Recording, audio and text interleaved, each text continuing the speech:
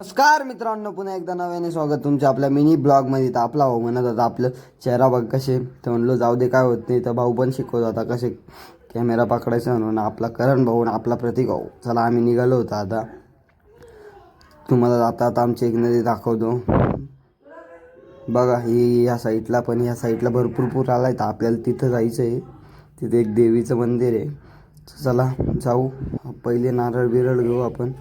प्रति दादा पण ब्लॉग घेत होता आणि आपला सुचित दादाने आणलेलं होतं नारळ.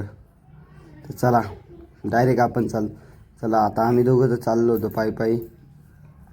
आपला भाऊ म्हणत होता दाखव पब्लिकला व्ह्यू तर दाखवत होतो व्ह्यू.